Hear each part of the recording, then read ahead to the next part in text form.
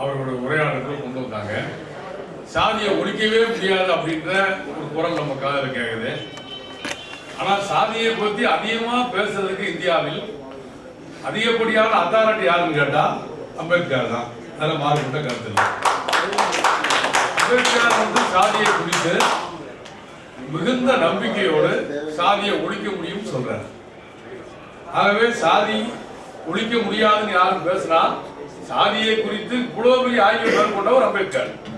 அவர் ரொம்ப நம்பிக்கையோடைய சாதி வந்து ஒரு நாள் ஒழியும், சாதி வந்து நீடித்து இருக்காது என்று அம்பேத்கர் பேசுகிறார். இதுதான் நமக்கு முன்னாடிக்கூடிய ஒரு நம்பிக்கை.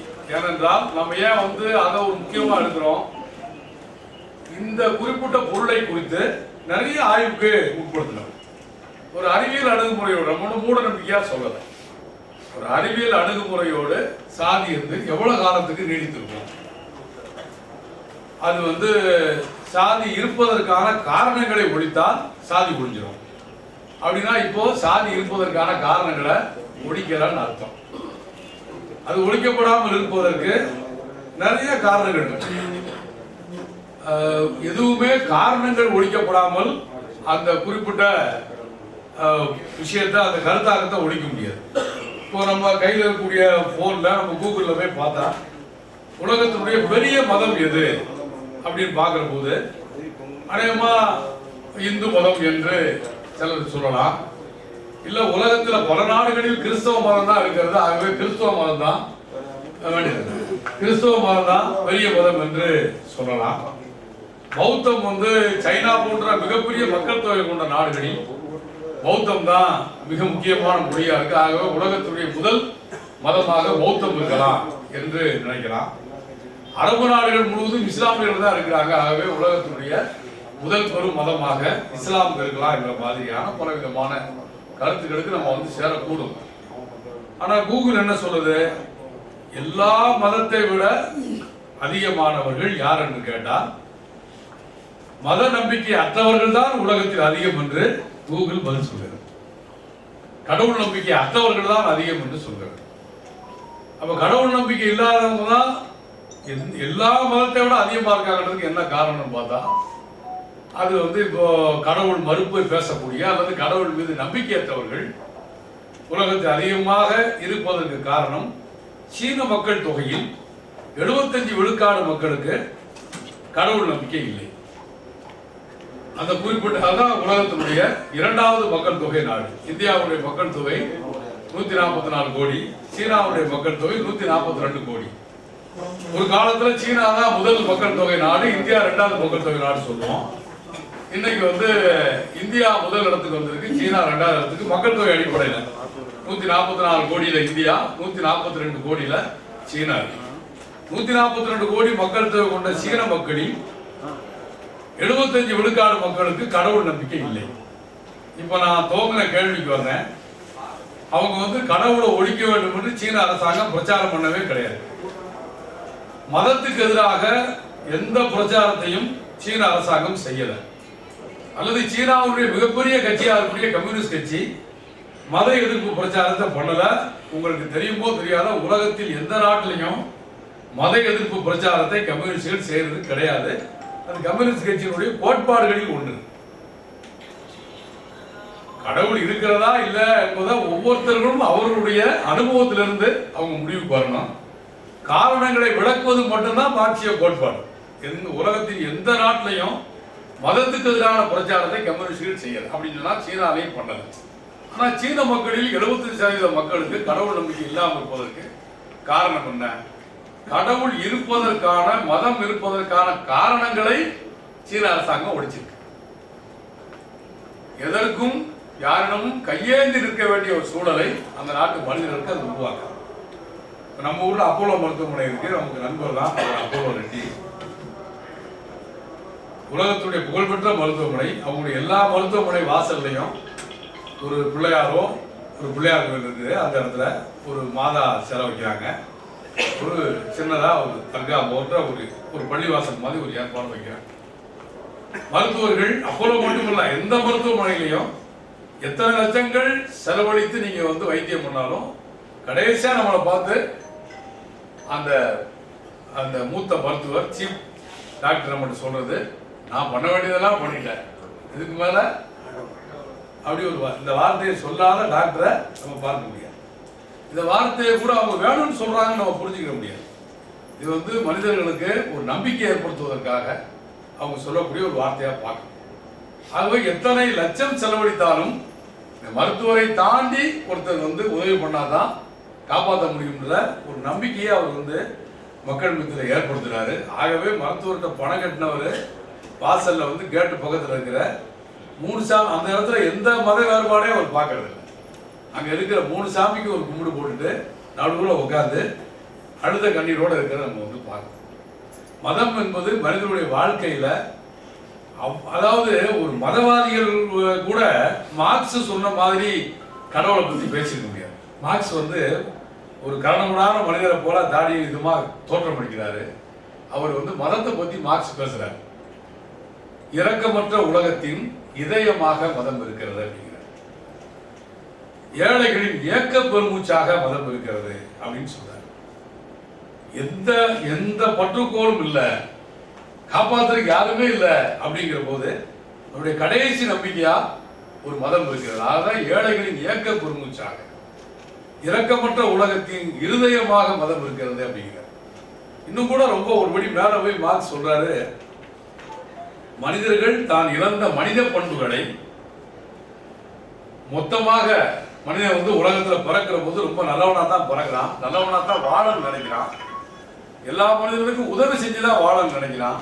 ஆனா இந்த முதலாளித்துவ உலகம், போட்டி உலகம், வன்னியரசை க்ளோஸ் பண்ணாதான் சாமுவேலுக்கு வாழ்க்கைன்னு சொன்னா, இந்த போட்டி உலகம் ஒருவனுக்கு ஒருவனாக போட்டியாக நிறுத்துகிறது. ஆகவே மனிதர்கள் மனித பண்பை இழக்கிறார்கள். மனிதர்கள் இழந்த மனித பண்பை மனிதர்கள் மொத்தமாக திரட்டி அதற்கு ஒரு உருவம் கொடுத்து அதை கடவுள் என்று வழிபடுகிறார்கள் என்று மார்க்ஸ் சொல்றார். இப்படி வந்து சங்கராச்சாரியார் கூட மதத்தை பத்தி சொல்லியிருக்க முடியாது. அவ்வளவு ஒரு பொதுமக்கள் உளவியிலிருந்து மதத்தை பத்தி மார்க்ஸ் வந்து பேசுறாரு. அவ்வளவு முக்கியமா மக்களுடைய வாழ்க்கையில மதம் இருக்கு. ஆனா அந்த மதத்துக்கு வேலையற்ற ஒரு சூழலை சீன அரசாங்கம் உருவாக்கின்னு சொன்னா, அங்க வேலைக்காக காத்திருக்க வேண்டிய சூழல் யாருக்கு ஏற்படும்? மருத்துவ வசதிக்காக கோடிக்கணக்கான பணத்தை கொண்டு போய் மருத்துவமனையில் கட்ட வேண்டிய நிலைமை யாருக்கு ஏற்படுது? கல்விக்காக கல்வி தந்தைகளுடைய தயவை பெற வேண்டும் என்கிற சூழல் யாருக்கும் ஒரு கல்வி தந்தை கூட இல்லை. அரசாங்கம் தான் கல்வி தந்தை, அரசாங்கம் தான் அங்க வந்து மருத்துவ சேவை. அப்படின்னா அங்க முதலாளிகள் இல்லைன்னா முதலாளிகள் இருக்காங்க. அரசாங்கத்திற்கு கட்டுப்பட்ட முதலாளிகளாக இந்த முறையில சீனாவில் இருக்கிறாங்க அப்படின்னு பார்க்கணும். எல்லா நாடுகளையும் பிரச்சனை இருக்கு, சீனாவையும் பிரச்சனை இருக்கு. சீனாவுக்கு போயிட்டு வரவங்க வியந்து எழுதுறது என்ன? ஒட்டுமொத்த சீன தேசத்துடைய எல்லையில் ஒரு பிச்சைக்காரனை கூட பார்க்கறேன் என்று எழுதுறாங்க. இப்போ நம்ம சங்கரன் கோயிலுக்கு போனா இப்போ நம்ம எவ்வளவு பேரை பார்க்க முடியும் என்பதை உங்களுடைய சிந்தனைக்கு ஆகுது.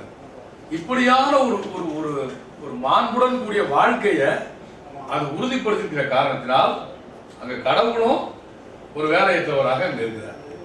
தேவையில்லை யாருடைய என்னை வந்து பரீட்சையில பாஸ் பண்ணிடு, எனக்கு இந்த வேலையை கொடுத்துரு, என்னை காப்பாத்திரு அப்படின்னு சொல்லக்கூடிய தேவை மனிதர்களுக்கு குறைந்து கொண்டே வருகிற காரணத்தினால் கடவுளுடைய தேவையும் குறைந்திருக்கிறது என்று ஆய்வுபூர்வமாக சொல்லப்பட்ட விஷயமா. இப்போ அப்படின்னா மதம் அதனுடைய வீரியத்தை இழக்கணும்னு சொன்னா அதற்கான காரணங்கள் ஒழிக்கப்படும். நான் மதத்துக்கு எதிராக பேசல, அதுக்கான அறிவியல் பூர்வமான காரணங்களை நான் சொல்றேன். அது மாதிரி சாதி தன்னுடைய வீரியத்தை இழக்கணும்னு சொன்னா சாதி இருப்பதற்கான காரணங்களை நாம வந்து ஒழிக்கணும். நீங்க சாதியை நீங்க எது கொண்டிருப்பீங்க?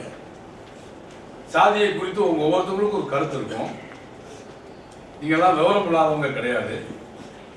சாதி இருப்பதற்கான காரணங்கள் இன்றைக்கு ஒழிக்கப்பட்டிருக்கா என்பதை மட்டும் நாம வந்து ரொம்ப சுருக்கமா பார்த்தா என்னுடைய வேலை முடிச்சுன்னு நினைக்கிறேன். இன்றைக்கு வந்து இந்திய மண்ணில் சாதி இருப்பதற்கான காரணங்கள் ஒழிக்கப்படலை என்பதை நம்ம வந்து பார்க்கணும். அப்படின்னா நேரடியா எங்க வந்து சேர்வாங்க? பள்ளிக்கூடத்துல சாதி சான்றிதழ் கேட்கலன்னு சொன்னா சாதியை ஒழிச்சிடலாம் அப்படின்ற இடத்துக்கு உடனே நம்ம அண்ணமாரெல்லாம் வந்து சேர்வாங்க. பள்ளிக்கூடத்துல சாதி சான்றிதழ் கேட்டதுனாலதான் இந்த அளவுக்காவது சாதியை ஒழிக்க முடிஞ்சிருக்கு என்பதுதான் நடைமுறையான உதாரணமா இருக்கிறது. இந்த சாதி சான்றிதழ் கேட்டதனுடைய விளைவாகத்தான் இடஒதுக்கீடு இங்கே செயல்படுத்தப்பட்டது. இடஒதுக்கீடு செயல்படுத்தப்பட்டதனுடைய விளைவாகத்தான் அரசாங்க வேலையை கனவில் கூட காண முடியாதவர்கள் அரசாங்கத்தினுடைய தமிழ்நாட்டுடைய தலைமைச் செயலாளராக அமர்கிற வாய்ப்பை வழங்கியது உங்க ஊர் பள்ளிக்கூடத்தில் கேட்ட சாதி சான்றிதழ் என்பது வேறு விஷயம். ஆனால் இடஒதுக்கீடு எதிர்ப்பாளர்கள் எப்போதுமே சொல்கிற வார்த்தை, பள்ளிக்கூடத்தில் சாதி கேட்காதுன்னு சொன்னா சாதியை ஒழிச்சிடலாம். அவங்க சாதியை ஒழிக்கிறதுக்காக அந்த வார்த்தையை சொல்லலை, இடஒதுக்கீட்டை ஒழிப்பதற்காக அதை சொல்றாங்க. நம்ம புரிஞ்சுக்கிற வேண்டியது. அப்படின்னா இந்திய மண்ணில் சாதி எதோடெல்லாம் பிணைக்கப்பட்டிருக்கிறது. இப்போ பெரியார் இயக்கத்தை சார்ந்தவர்கள், நமக்கு அணுக்கமான தலைவர் தான் பெரியார், நமக்கு அணுக்கமான தலைவர் தான் அம்பேத்கர், நமக்கு நெருக்கமான தலைவர் தான் மார்க்ஸ். அநேகமாக தமிழ்நாட்டில் மட்டும் நீங்க இந்தியாவில் பார்க்க முடியாத ஒரு விசித்திரமான காட்சியை, இன்னும் சொல்ல போனால் மன மகிழ்ச்சியான ஒரு காட்சியை நம்ம பார்க்க முடியும். தமிழ்நாட்டில் இருக்கிற எந்த தலித் இயக்கம், பெரியார் இயக்கம் அவர்களுடைய பதாகையை வைத்தால் அதில் மார்க்ஸ், அம்பேத்கர், பெரியார் என்கிற இந்த மகத்தான ஆளுமைகளுடைய படத்தை நீங்க தமிழ்நாட்டில் பார்க்கலாம். அது ரொம்ப சிறிய தலித் இயக்கமா இருக்கலாம், அதாவது ஒரு இந்தியாவையே ஒருங்கிணைக்கக்கூடிய விதத்தில் வளர்ந்திருக்கிற விசிகாவா இருக்கலாம். யாருடைய பதாகையிலையும் மார்க்ஸ், அம்பேத்கர், பெரியாருடைய பதாகை நம்ம படங்களை பார்க்கலாம். அப்படின்னா தமிழ்நாட்டில் அப்படிப்பட்ட ஒரு பாரம்பரியத்தை இங்க நம்முடைய முன்னோர்கள் நமக்கு முன்னாடி ஏற்படுத்தியிருக்காங்க. மார்க்ஸை மறுதளிக்கிற, பெரியாரை மறுதளிக்கிற தலித் இயக்கம், அம்பேத்கரையே மறுதளிக்கிற தலித் இயக்கம்னா தமிழ்நாட்டில் இருக்கு. அவர்கள் தங்களை தலித் இயக்கம் என்று, இன்னும் சொல்ல போனா தலித் என்கிற வார்த்தையே மறுதளிக்கிறாங்க. அது வேற விஷயம். நான் எனக்கு இருக்கிற ரொம்ப கவலை, நேற்று நைட்டு என்கிட்ட ஒரு தம்பி தேனியை சார்ந்த ஒருவர் என்கிட்ட இரும்புறையின் பேரு, ஏறக்குறைய இரவு 11 மணிக்கு 1 மணி நேரம் பேசுறேன். அதாவது தமிழ்நாட்டில் திருநெல்வேலி, தென்காசி, விருதுநகர் இந்த மாவட்டங்களில் ஒரு குறிப்பிட்ட சமூகத்தினுடைய சடலங்கள் மாச கணக்கில் போராட்ட களத்தில் வைக்கப்பட்டு 1 மாசம் கழிச்சு எந்த பிரயோஜனம் இல்லாமல் அடக்கம் செய்யப்படுகிறது. இப்படியான ஒரு சூழல் அந்த குறிப்பிட்ட சமூகத்துக்கு ஏற்படும் என்று நான் கனவில் கூட நினைத்ததில்லை. அது முத்துமணப்பா அவர்களுடைய சடலமா இருக்கலாம், இப்ப தேதியில் இருக்கிற அந்த பொறியியல் மாணவனுடைய சடலமா இருக்கலாம். 11வது நாள் இன்னைக்கு தென்காசியில முத்துமணனுடைய சடலம் 1 மாசம் கடந்துருச்சுன்னு நினைக்கிறேன். அதே போல திருநெல்வேலியில் பல சடலங்கள், பல பிணங்கள் நீதிக்கான போராட்டத்தில் இருக்கிறாங்க. ஒரு கைவிடப்பட்ட சாதியாக இந்த அரங்கத்தில் யாராவது இருந்தா நான் மிகுந்த வருத்தத்தோடு சொல்ல விரும்புகிறேன். தேவேந்திரோட வேளாளர் என்று சொல்லப்படுகிற ஒரு சாதி இன்றைக்கு ஒரு கைவிடப்பட்ட சாதியாக தமிழகத்தில் இருக்கிறது. காரணம், அந்த சாதி தன்னை உணர்ந்தால்தான் போராடணும். இப்ப என்ன அடையாளம்? தலித்துங்கிற அடையாளமா, ஆண்ட பரம்பரைங்கிற அடையாளமா, என்ன அடையாளம் இருக்கு? அது ஆண்ட பரம்பரை என்கிற ஒரு அடையாளத்தை வலிந்து அந்த சாதி மீது திணிக்க முயற்சி எடுக்க. என்ன மாதிரியான தோழர்களுக்கு, தம்பி வன்னியரசு மாதிரியான தோழர்களுக்கு என்ன வேலை? இது மாதிரியான வன்கொடுமை நடந்தவுடன் அந்த இடத்துக்கு நம்ம போறோம். பல கிலோமீட்டர் பயணம் பண்ணி போறோம். ஒரு நம்ம சாதியை பத்திய உரையாடல் தானே, அதுவே நம்ம வெளிப்படையா பேசுறதுல தப்பு இல்லை. ஒரு பறையர் சமூகத்தில் ஒருத்தர் இறந்திருந்தா அந்த போராட்ட களத்துக்கு பல அமைப்புகள் வருவாங்க. ஒரே கோரிக்கை தான் இருக்கும், இறந்தவனுக்கு நீதியை எவ்வாறு பெற்று தருவது. அவர் வர்றவர் திராவிடர் கழகமா, பெரியார் இயக்கமா, அவர் இடதுசாரியா, அம்பேத்கர் இயக்கமா என்பது பிரச்சனை இல்லை. அவருடைய நோக்கம் இறந்து போன அவருக்கு ஒரு நீதியை பெற்று தருவது. ஒரு பொது கோரிக்கையின் அடிப்படையில் ஒருங்கிணைந்து அந்த கோரிக்கையில வெற்றி பெற முடிகிறது. 2 நாள் 3 நாளில் சடலத்தை அடக்கம் செய்ய முடிகிறது. அந்த குடும்பத்திற்கு நம்மால் முடிந்தவரை சட்டப்படியான நிவாரணத்தை பெற்றுத்தர முடிகிறது. அந்த குடும்பத்தில் ஒருவருக்கு அரசு வேலையை பெற்றுத்தர முடிகிறது. ஒரு மறுவாழ்வை அந்த குடும்பத்திற்கு தர முடிகிறது. அருந்ததியர் சமூகத்தில் ஒருத்தர் இறந்து போனா இதே போன்ற வீரியமான போராட்டத்தின் மூலமாக அந்த குடும்பத்தில் ஒருத்தருக்கு அரசு வேலையை, அந்த குடும்பத்துடைய மறுவாழ்வை பெற்றுத்தர முடியும். நான் இந்த தென் மாவட்டங்களில் இறந்த தேவேந்திரோட வேளாளர் குடும்பத்திற்கு ஏன் அவ்வாறு பெற்றுத்தர முடியவில்லை? மிகுந்த வேதனையோடு பல போராட்ட காலத்திலிருந்து நான் திரும்பி போயிருக்கிறேன். ஏனென்றால் அங்கே நீதிக்கான இறந்தவருடைய குடும்பத்திற்கு நீதிக்கான போராட்டம் என்பதை விட அந்த போராட்ட காலத்தில் வருபவர்கள் இவன் தலித்தா இல்லையா என்கிற பஞ்சாயத்து நடந்தாங்க. நீ பஞ்சாயத்து நடத்துறதுக்கு செத்து போனவனா கிடைச்சா தலித்துன்ற வார்த்தையே சொல்லாது. அதாவது நீதியினுடைய போராட்ட களமே வேற பக்கம் மாறி போச்சு. சங்கரங்கோயில் ஒரு முக்கியமான ஊருங்கிறதுனால நான் இங்க சொல்றேன். அருள் கூர்ந்து சிந்திங்க. அரசியல் களத்தில் நடத்த வேண்டிய ஒரு பிரச்சனையை ஏன் செத்து போனவன் சடலத்து மேல நடத்த? இந்த சர்ச்சையின் விளைவாக அந்த போராட்ட காலத்துக்கு வந்த எல்லா அமைப்புகளும் தலதறிக்க ஓடி போறாங்க. அந்த குடும்பம் நீதியற்று நிவாரணம் பெற முடியாமல், அரசு வேலை பெற முடியாமல் பரிதவித்து நிற்பதை நம்ம இந்த மாவட்டங்களில் குறிப்பாக தேவேந்திரோட வேளாளர் குடும்பங்களில் இறக்குற உங்க ஊர நடக்கல. ஒரு நம்ம அசோகனுடைய கிராமத்தில் அந்த ஊர் பேர் என்ன? வடக்கு புது. ஏறக்குறைய 20 நாள் அந்த சடலம் முடிச்சு நினைக்கிறேன். வேன் டிரைவர் என்னாச்சு? ஏன் அந்த போராட்டம் வெற்றி அடைய முடியல? நான் சொன்னேன் இதுதான் அங்க நடக்கும். இது ஒரு இந்த சங்கரங்கோயில் என்றவுடன் இந்த செய்தியை பேச நினைச்சேன்.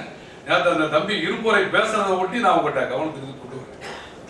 எனவே இந்த நிலைமைகளை மாற்றுவதற்கு ஏதாவது முயற்சி எடுக்க முடியுமான்றதை பாருங்க. அதுவும் சும்மா ஒரு நல்ல ரூம்ல ஏசி போட்டிருக்காங்க, வசதி இருக்கு, அப்படி கேட்டு போறதுக்கான ஒரு கதாகால சேவம் இல்லை நம்ம நடத்துறது. இந்த கூட்டம் ஏதாவது மாற்றங்களை ஏற்படுத்தும் என்றால் மகிழ்ச்சி. அந்த குறிப்பிட்ட அந்த சபிக்கப்பட்ட சமூகமாக மாறி வருகிற அவர்களை குறித்து உண்மையிலே நான் மிகுந்த வேதனை அடைகிறேன் என்பதை நான் வெளிப்படுத்த விரும்புகிறேன். சரி, ஓகே, நம்ம தலைப்புக்கு வருவோம். இப்போ சாதியினுடைய பல காரணங்கள் ஒழிக்கப்படாமல் இருக்கு. சாதியை இப்ப அதான் சொல்ல வந்தேன், பெரியாரிய இயக்கங்கள் இந்து மதத்தை ஒழிச்சுட்டா சாதியை ஒழிச்சிடலாம் என்று. ஆகவே நான் அதை தப்புன்னு சொல்றேன். இந்து மதத்தினுடைய அதாவது சாதியினுடைய வேர் இந்து மதத்தில் பொதிந்திருக்கிறது. இன்றைக்கும் கூட அது அதனுடைய பௌதீக வடிவமாக இந்து மதம் இருக்கிறது என்பது மாறுபட்ட கருத்து இல்லை.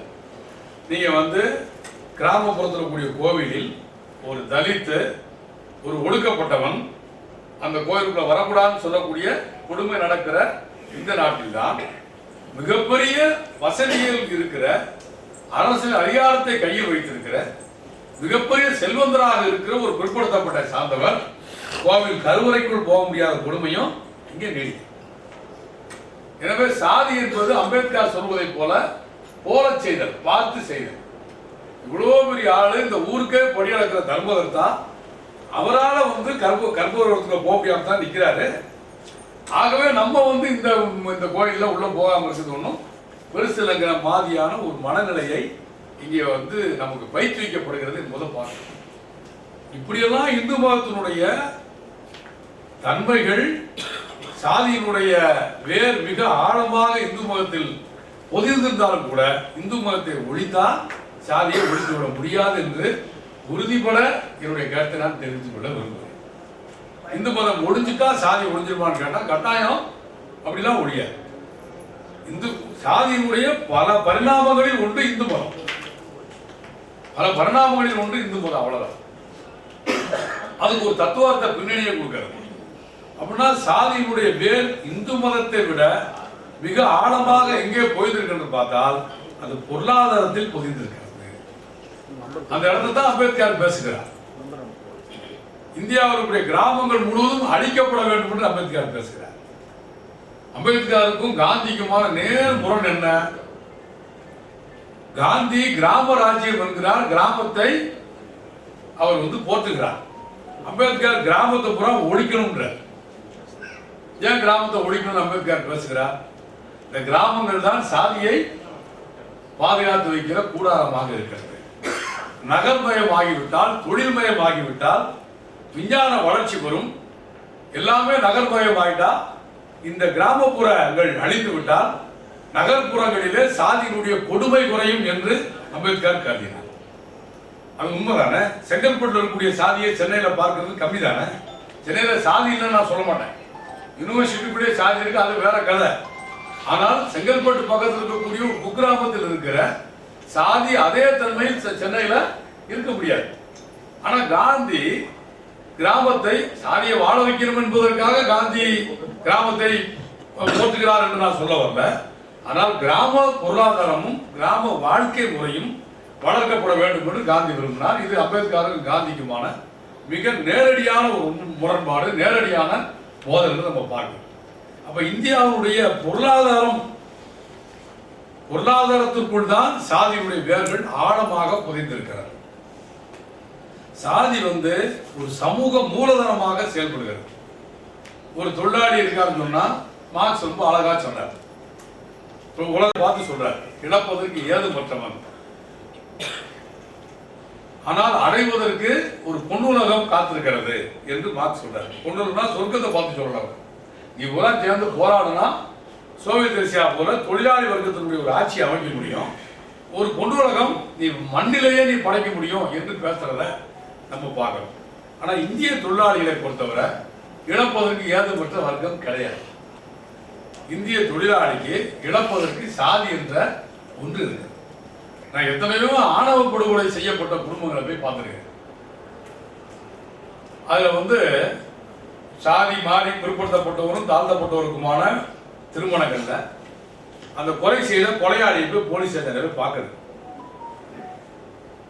இந்த எப்படிதான் இருக்கிறார் அந்த கொலையாளி அப்படின்னு பார்த்தோம்னா சினிமாவில் வர்றது போல ஒரு வில்லன் தோட்டத்தோட இப்போ வந்தார் அந்த தம்பி. உண்மையிலே அருமையான பிறவி கலைஞர், அந்த மதியம் கூட வந்தவர். உண்மையிலேயே பாராட்டு, உங்க சங்கோதரக்காரன்னு சொன்னாங்க, அவ்வளோ அற்புதமா பண்ணாரு. இது போல கையில் அருவா வச்சுட்டு பயங்கரமா ஒரு தோட்டத்தோட இருப்பாரு அப்படின்ற மாதிரி அந்த கொலைகாரனை போய் பார்த்தான். நமக்கே பரிதாபமா சாப்பிட்டு 10 நாள் ஆயிருக்கும் அந்த மாதிரி ஒரு பிஞ்சு போன ஒரு டயர் செருப்ப ரப்பர் செருப்பை போட்ட போல அவன் காலில் ஒரு செருப்பு போடுவார். நம்ம சகிக்கவே முடியாத அளவுக்கான ஒரு பழைய ஒரு கந்தலாய் போன வேட்டியை கட்டிட்டு, அதாவது பாருங்க, நல்லா சாப்பிட்றதுக்கு வழி இல்லை, நல்ல துணி போடுறதுக்கு வழி இல்லை, நல்ல செருப்பு போடுறதுக்கு கூட வழி இல்லை. ஆனால் ஏதோ ஒரு வகையில உன்னோட நான் பெரிய சாதி என்கிற ஒரு மனநிலை அவனுக்கு வாய்க்கப்பட்டது. அதனாலதான் தன்னுடைய ஏழை மகளுக்கு ஒரு பொறியியல் கல்லூரியில் படித்து பொறியாளராக மாறப்போகிறவன் ஒரு கணவனாக வந்தாலும் கூட மருமகனாக வந்தாலும் கூட அவன் தலித் என்கிற காரணத்தினால் அடுத்த வேளை சாப்பாட்டுக்கு வழி இல்லாதவன் போய் கொலை பண்றத தமிழ்நாட்டில் நம்ம பார்த்துக்கிட்டே இருக்கோம். அப்படின்னா மார்க்ஸ் சொன்னது இந்திய மண்ணிற்கு இழப்பதற்கு ஏதுமற்ற தொழிலாளி வர்க்கம் அல்ல, இங்கே தொழிலாளிகளுக்கு இழப்பதற்கு சாதி என்கிற ஒன்று இருக்கிறதுன்னு நம்ம பார்க்கணும்.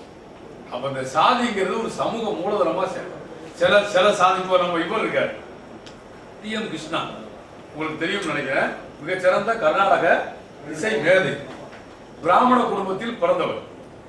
அவருக்கு மகசேச விருது கிடைத்தாங்க பிரெஞ்சு அரசாங்கம். மகசேச என்கிற ஒரு உயர்ந்த விருதை கொடுத்தாங்க.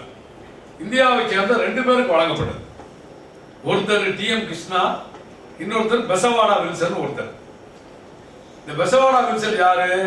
ஒரு தோட்டியோட மகன், ஒரு துப்புரவு தொழிலாளியோட மகன், பெங்களூரை சேர்ந்தவர், ஒரு துப்புரவு தொழிலாளியோட மகன். இவர் யாரு? டி.எம். கிருஷ்ணா ஒரு பிராமண குடியில் பிறந்த இந்தியாவுடைய தலை சிறந்த கர்நாடக இசை கலைஞர். 2 பேருக்கும் பிரெஞ்சு அரசாங்கம் மகசேச விருதை கொடுத்தது. 2 பேரும் தான் போனாங்க, 2 பேரும் விருதை வாங்குறாங்க. அந்த விருது வாங்குகிற அந்த சந்தர்ப்பத்தில் 2 பேருக்கு இடையில பழக்கமும் உரையாடலும் ஏற்படுது. ஒரு வாரத்தில் டி.எம். கிருஷ்ணா ஆங்கில இந்து பத்திரிகையில் ஒரு கட்டுரை அவர் எழுதுறாரு, இந்த மகசேச விருதை நான் இந்தியாவை சேர்ந்த டி.எம். கிருஷ்ணாவோடு பகிர்ந்து கொண்டேன், பெசவாடா வில்சனோடு பகிர்ந்து கொண்டேன். மகசேச விருதை விட டி.எம். கிருஷ்ணாவோடு பகிர்ந்து கொண்டது எனக்கு மற்றற்ற மகிழ்ச்சியை கொடுக்கிறது. காரணம், இந்த விருதை நான் பெறுவதில் பெரிய அதிசயம்லாம் ஒன்றும் கிடையாது. நான் பிறந்ததிலிருந்து சௌரியங்களிலேயே வளர்க்கப்பட்டவன். இப்படி நேர்மையா சாதியை பத்தி டி.எம். கிருஷ்ணா பேசுகிறேன், அவ்வளவு நேர்மையா. நான் ஒரு பிராமண குடியிருப்பு பிறந்ததுடைய விளைவாக இந்த உலகத்தில் இருக்கிற எல்லா நன்மைகளும் எனக்கு கிடைச்சது. பிரிவிலேஜ் என்கிற ஆங்கில வார்த்தையை அவர் பயன்படுத்துகிறார். இந்த உலகத்தில் இருக்கிற எல்லா நன்மைகளும் எனக்கு கிடைத்தது. ஆனால் என்னோடு இந்த விருதை பெற்ற தோட்டியின் மகன் எனக்கு கிடைத்த எந்த வசதியும் கிடைக்காமல் வாழ்ந்தவன் அந்த விருதை பெற்றிருக்கிறான் என்று அவர் சொல்றார். இப்போ சாதியினுடைய பொருளாதார குணம் பார்க்கிற போது சாதி எல்லோருக்கும் சமமா வழங்கல. ஒவ்வொரு சாதிக்கும் ஒவ்வொரு விதமாக அது நன்மைகளை வழங்குகிறது.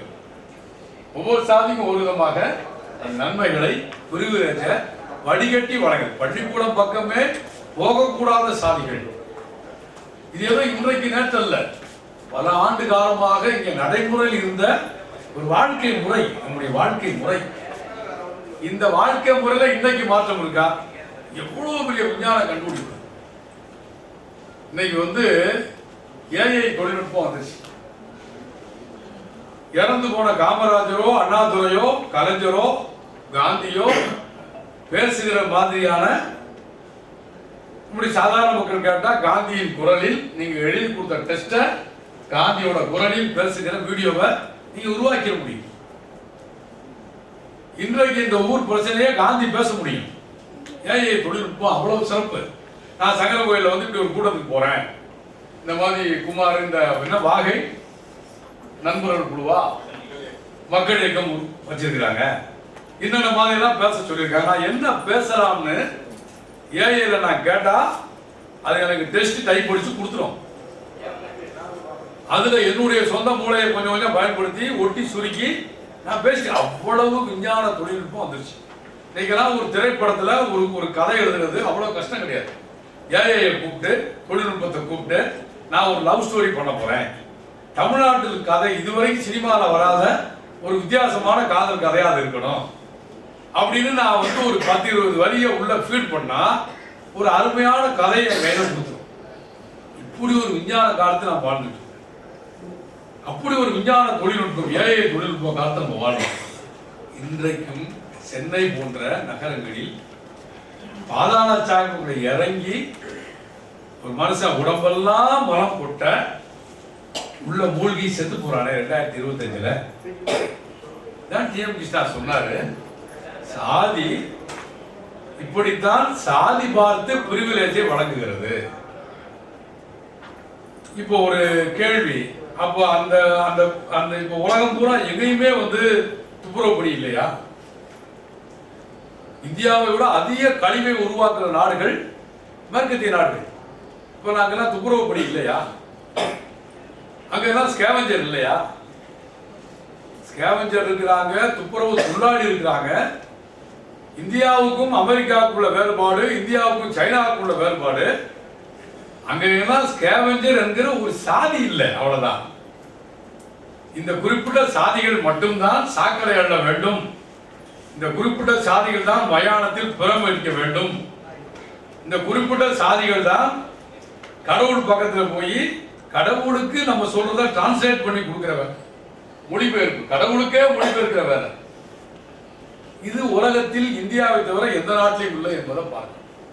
ஆகவே சாதி இருப்பதற்கான இந்த காரணங்கள் எல்லாம் ஒழிக்காமல் உங்களுடைய ஸ்காலர்ஷிப்னால் சாதியை ஒழிக்க முடியாது என்பதுதான் ரொம்ப முக்கியமான ஒன்றாக நம்ம. அப்படின்னா ஸ்காலர்ஷிப் எதற்கு தேவை?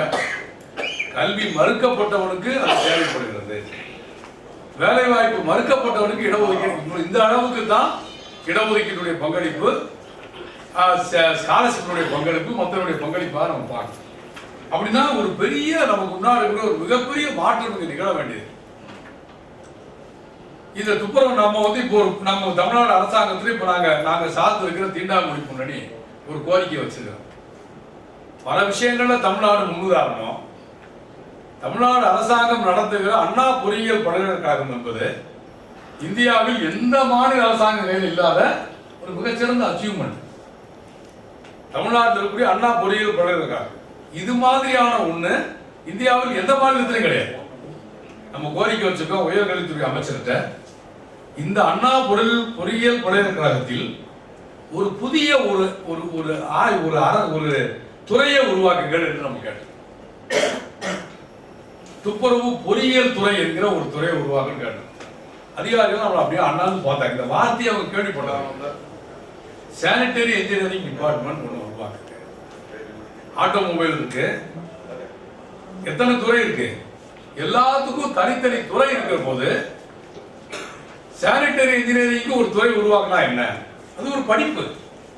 இப்போ சென்னை போன்ற நகரங்கள்ல வீடுகளில் சாக்கடை அடைச்சிக்கிட்டு வைங்க, படாத போடு விடுவாங்க.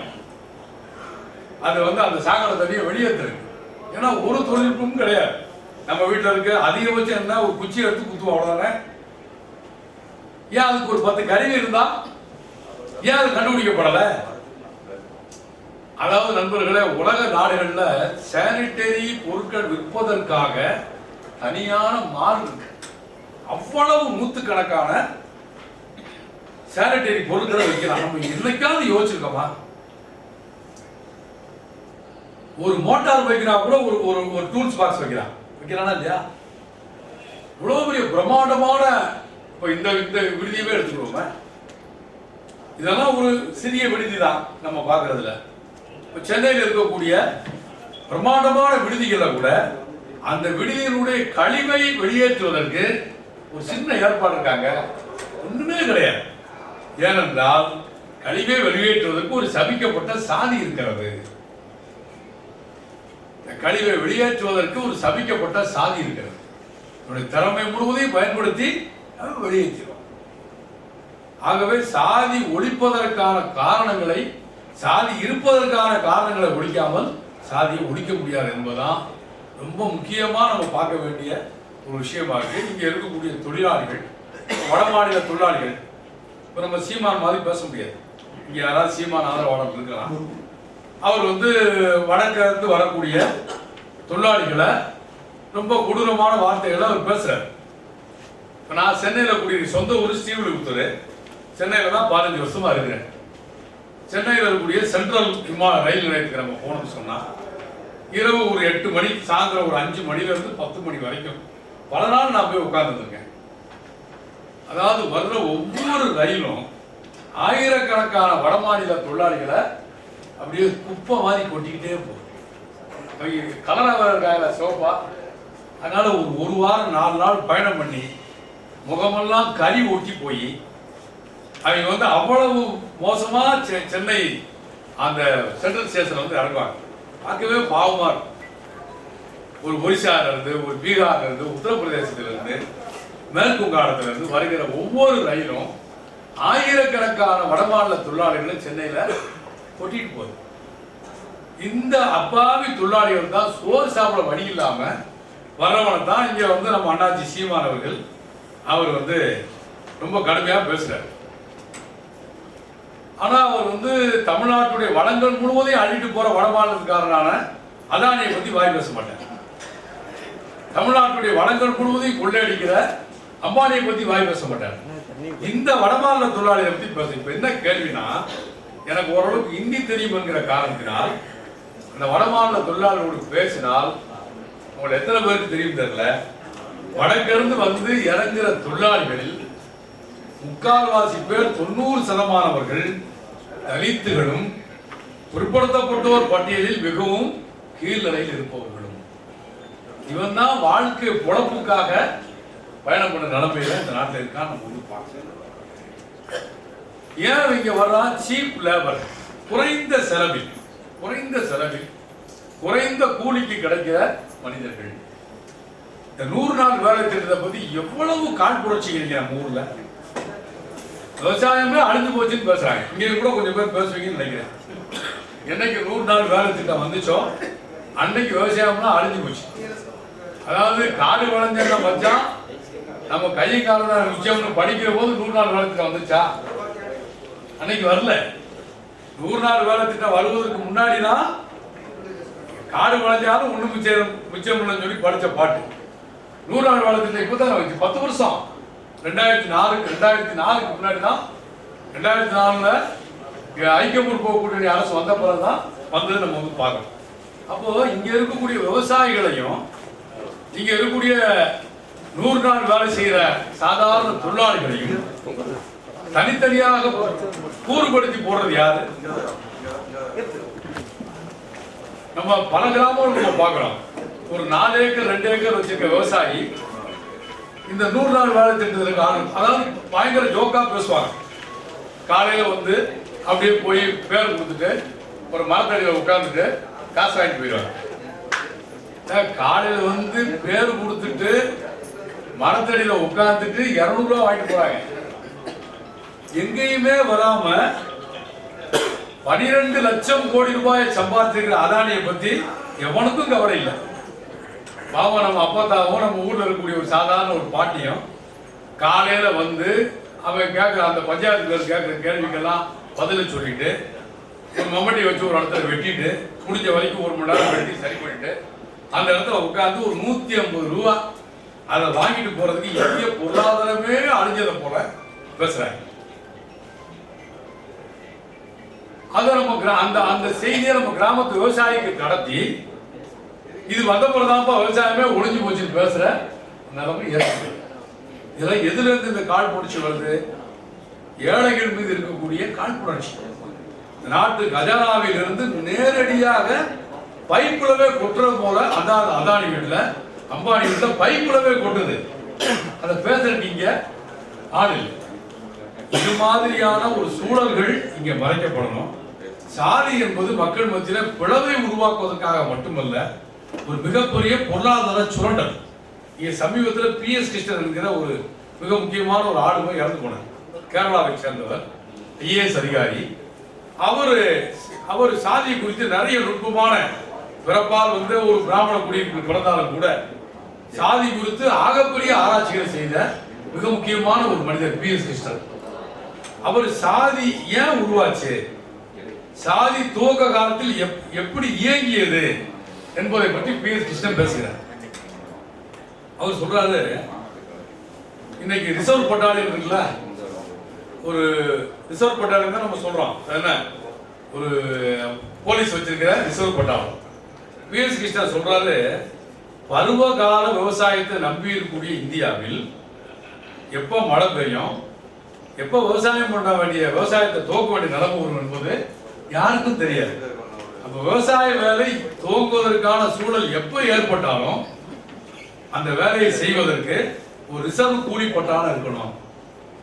அந்த ரிசர்வ் கூலி பட்டாளம் நீ எப்ப சொன்னாலும் உன் வயல்ல வந்து வேலை செய்யணும்னா ஏதோ ஒரு கோட்பாடின் அடிப்படையில் அவனை நீ பிடிச்சு வச்சிருக்கணும். அந்த அந்த தேவையை தான் இந்திய மண்ணில் சாதி முதல்ல நிறைவேற்றியது அப்படின்றத வந்து ரொம்ப ஏராளமான விவரங்களோட PS கிருஷ்ணன் பேசுகிறார். பதிவு பண்றாரு. அப்படி வயல்ல இறங்கின தொழிலாளிகள் புலரும் காலை என்கிற ஒரு பாடலை, கிராமிய பாடலை அடி வயிற்றிலிருந்து சத்தம் போட்டு கத்துவாங்க, பாடுவாங்கன்னு அவர் எழுதுறார், கத்துவாங்கன்னு எழுதுறார். இந்த குரல் எதுக்குன்னு கேட்டா, தூரத்தில் இருக்கக்கூடிய ஆண்டைக்கு பண்ணையாருக்கு தன்னுடைய அடிமைகள் இன்றைக்கு வயலில் இறங்கி விட்டார்கள் என்கிற செய்தியை அறிவிப்பதற்காக. இந்த சத்தம் கேட்டப்பதான் பண்ணையாருக்கு நிம்மதியா தூக்கம் வரும் என்று அவர் எழுதுறார். இது முதல் மாட்டு கொம்புகிற சத்தம். இரண்டாவது சத்தம் கொஞ்சம் வெளிச்சம் வந்த பின்னாடி மீண்டும் மாட்டு கொம்பு. இது வயலுக்கு வீட்டில் இருக்கிற பெண்களுக்காக ஊதப்படுகிற ஓசை. இந்த சத்தம் கேட்ட உடனே பெண்கள் அவசர அவசரமா புறப்பட்டு எல்லாரும் லைன்ல வரிசையா பண்ணையார் வயல் நோக்கி போகணும். போகிற போது ஏற்கனவே வயலுக்கு கணவன் போயிருக்கலாம், மகன் போயிருக்கலாம், அப்பா இந்த வீட்டினுடைய ஆண்கள் யாராவது போயிருக்கலாம். அவருக்கும் சேர்த்து சாப்பாடை ஒரு மண்கலயத்தில் எடுத்துக்கொண்டு ஒரு துணியை வச்சு வண்டு கட்டினா நம்ம ஊர் பாசம் தானே, மேலே கட்டி ஒரு பட்டை மிளகா உப்பையும் சைடில் வச்சு அந்த ஓரத்தில் துணியில் கட்டிட்டு போய் மண்ணை தோண்டி புதைச்சி கழுத்து வரைக்கும், அந்த பானையுடைய கழுத்து வரைக்கும் மண்ணில் புதைச்சிட்டு அவங்களும் வயலில் இறங்கி வேலை பார்க்கணும். இது ஏதோ ஒரு நாள் இல்லை, வாழ்க்கை முழுவதும் இதுதான். அப்படி போகிற போது பால்குடி மறக்காத குழந்தைகளை மட்டும் தாய் வயலுக்கு கொண்டு போய் மரத்துல குழந்தைய தொட்டில் கட்டி தங்க விட்டுட்டு அந்த பெண்ணும் அந்த வயலில் இறங்கி வேலை பார்க்கணும். அதாவது நம்ம தமிழ் மரபுகளை நாம் நிறைய போற்றுகிறோம். போற்றுவதற்கான ஏராளமான விஷயங்கள் இருக்கிறது, மாறுபட்ட கருத்து இல்லை. ஆனால் விமர்சன கண் கொண்டு பார்ப்பதற்கும் நிறைய செய்திகள் இருக்கு. உலகத்தில் எங்கேயும் பார்க்காத விஷயம் அது. குழந்தை தொட்டில படுத்திருக்கு, தாய் வயல்ல வேலை பார்த்துருக்கு. நம்ம கிராமப்புற இலக்கியம் என்ன எழுதி வச்சிருக்குன்னா, குழந்தை பசிக்கு அழுதால் கூட தாய் கரையேறி பால் கொடுக்க முடியாது. அந்த தாய்க்கு மடி கடத்து வலி ஏற்பட்டாலும் கூட குழந்தைக்கு பால் கொடுக்க முடியாது. அந்த குறிப்பிட்ட நேரம் வருகிற வரை குழந்தைக்கு பால் தருவதற்கு காத்திருக்க. நம்முடைய இலக்கியம் என்ன பதிவு பண்ணுது? தொட்டிலில் செத்து போன நிறைய குழந்தைகள் உண்டு. மடிகளத்து வலி தாங்க முடியாமல் வயலுக்குள் அமர்ந்து தானே பாலை வெளியேற்றி விடுகிற நிலைமைகள் பெண்களுக்கு ஏற்பட்டது. பண்ணையார்களே, உங்களுடைய நெல்மணிகள் காவிரி நீரால் மட்டுமல்ல எங்கள் பெண்களின் தாய்ப்பாலிலும் விளைந்தது என்று நம்முடைய இலக்கியங்கள் பதிவு செய்து வைத்திருக்க. இது எதுலையுமே சாதி இல்லையா? எதுலையுமே சாதி இல்லையா? எல்லாவற்றிலும் சாதி. யார் இந்த மாதிரியான ஒடுக்குமுறைக்கு உள்ளானவர்கள்? அதான் நான் சொல்றேன், சாதி என்பது இந்து மதம் என்பது சாதி ஒழிப்பிற்கான, இந்து மதத்தை உடனே ஒழிச்சுட்டா சாதியெல்லாம் ஒழிச்சிட முடியாது. ஆனால் இந்து மதம் என்பது சாதிக்கு ஒரு தத்துவார்த்த பின்னணியை வழங்குகிறது. அது நீடித்திருப்பதற்கான ஒரு நியாயங்களை வழங்குகிறது. கடவுளின் பேரால் வழங்குகிறது. நாம் இருக்கிறோம். ஆனால் சாதியினுடைய பொருளாதார காரணங்களை ஒழிக்காமல் சாதியை ஒழிக்க முடியும். எனவே நாம் சாதியினுடைய தத்துவார்த்த காரணங்களை ஒழிக்கணும். அது எல்லாம் அதான் அம்பேத்கர் சொல்றார், பன்முகம் கொண்டு என் முன்னால் பேயாக நிற்கிற சாதியை பார்த்து நான் ஒற்றை முகத்தோடு போராடுகிறேன் என்று அம்பேத்கர் சொல்றார். இன்றைக்கு அந்த பாடுகளை நம்ம நிறைய பேர் நம்ம உணரல. நம்ம ஏதோ ஒரு ஜாலியா சாதியை ஒழிக்க முடியும் நமக்குள்ள பல பேர் நினைக்கிறோம். அப்படின்னா ஒழிக்க முடியாது. அந்த பாடுகளை புரிந்து கொண்டு அப்படிப்பட்ட ஒரு அறிவியல் அணுகுமுறையோடு தான் நம்ம சாதியத்தை, அப்படின்னா நான் பயமுறுத்துறதுக்காக சொல்றேன். அம்பேத்கரே சொல்ற அடிப்படையில் சாதி ஒரு நாள் இந்திய மண்ணில் ஒழிந்து ஒன்றுமில்லா போகும் என்று மிகுந்த நம்பிக்கையை அவர் தெரிவிக்கிறார். காரணம், சமூகம் மாறிக்கொண்டே இருக்கிறது என்கிற ஒரு இடத்தை அவர் ஏற்கிறார். ஆனால் தானாக வருவது என்பது இன்றைக்கு இருக்கக்கூடிய சூழலில் வழக்கொழிந்து போகிற சாதிய பழக்க வழக்கங்களை மீட்டுருவாக்கம் செய்வதற்கென்றே தமிழ் மண்ணில் ஒரு வர்ணாசிரம கோட்பாடுகள் நிறைவேற்றுகிற ஒரு பாசிச தன்மை கொண்ட ஒரு இயக்கத்தினுடைய செயல்பாடு நம்ம பார்க்கணும். கிராமமா போறாங்க, கிராமமா கோயில் அளவே குடமுழுக்கு பண்றாங்க. பெருந்தெய்வ வழிபாட்டை நம்முடைய முனியாண்டி கோயில் கொண்டு வந்துட்டு இருக்காங்க. மௌனமா இன்னைக்கு கூட நான் தம்பிமார்கள் சொன்னாங்க, நாங்க ஒரிஜினலா ஏற்பாடு பண்ண இடம் வேற இடம் மாத்திட்டாங்க. உண்மையில நான் என்னுடைய வருத்தத்தை நான் பதிவு பண்றேன். நீங்க நடத்த முடியாம சண்டை போட்டு கூட நீங்க அங்கிருந்து வெளியேறீங்க. திருமுருகன் காந்தி என்கிற தீவிரவாதி வருகிறார், வன்னியர் செல்கிற தீவிரவாதி வருகிறார். ஆகவே இந்த இடம் கிடையாதுன்னு சொல்லி சொன்னாங்க. என் தம்பிகள் சொன்னது அப்படின்னா இந்த இடம் மாற்றப்பட்டதுக்கான ஒரு காரணம் தான் அவங்க சொன்னாங்க. யார் செஞ்சாரு கேட்டா ஒரு 4-5 பாசிச கூட்டாளிகள் புகார் பண்ணாங்க. அந்த புகார்னால போலீசார் பயந்தாங்க. உங்களுக்கு தான் பிரச்சனை, அவங்க மண்டபத்துக்கு முன்னாடி கோஷம் போடுவாங்க. அப்படின்னா நம்ம கோஷம் போடவே தெரியாதா? என்ன எங்க நம்ம மாறிக்கிட்டு இருக்கோம்? நம்ம ஊர்ல யார் நம்மளை விரட்டிட்டு இருக்கா? இதெல்லாம் ரொம்ப உண்மையிலே ரொம்ப கவலை அளிக்கக்கூடிய ஒரு செய்தியாக எனக்கு. சங்கரகோயில் மாதிரி ஊர்ல நீங்க ஒரு அரங்க நிகழ்ச்சி நடத்துவதற்கு கிடையாது, எந்த வகையும் நியாயம் கிடையாது. எப்படி சங்கரகோயில் காவல்துறை அப்படி நம்ம தமிழ்நாட்டு காவல்துறை சமீப காலமா விசித்திரமா முடிவு எடுக்கிறாங்க. இப்ப நான் உள்பட திருப்பரங்குன்றத்தில் 20 பேர் மீது ஒரு வழக்கு. என்ன வழக்குன்னு கேட்டா மத துவேஷத்தை ஏற்படுத்தியதாக வழக்கு, என்ன மத பிரிவினையை தூண்டியதாக வழக்கு. இப்படி ரொம்ப விசித்திரமான முறையில் நம்ம காவல்துறை போயிட்டு இருக்கு. ஓகே ரைட், அதை பேசுறதுக்கான களம் இது இல்லை, நம்ம அது பேசுறதுக்கான இடம் வேற இருக்கிறது என்பதை பார்க்கணும். அப்ப இந்த இடத்துல கூட அப்ப அவங்க யாரு? இந்த பேசப்படுகிற தலைப்புக்கும் இந்த ஊர் மக்களுக்கும் தொடர்பு இல்லையா? சாதி குறித்து, மொழி குறித்து அவங்க கோபப்படுத்தினது வன்னியரசும் திருமுருகன் காந்தி என்கிற பேர் அல்ல, அவங்க பேச இருக்கிற தலைப்பு. அந்த தலைப்பு தான் கோபப்படுது. இதெல்லாம் நமக்கு முன்னாடி கூடிய ஆழமான செய்தி என்பதை புரிந்து கொள்ள வேண்டும் என்று கேட்டுக்கொண்டு, உண்மையில் சங்கரங்கோயில்ல பல ஊர்ல செய்யப்படாத ஒரு முயற்சி, ரொம்ப கலவையா வேற வேற விதமான மக்கள் என்பது நம்ம கூடியிருக்கிறோம். ஆனாலும் கூட ஒரு கலவையான ஒரு முயற்சி கட்டாயமாக இது போன்ற உரையாடல்கள் நமக்கு கட்சியை பயன்படும் என்கிற முறையில் என்னுடைய வாழ்த்துக்களை நான் இந்த நேரத்தில் தெரிவித்து விடைபெறுகிறேன். நன்றி.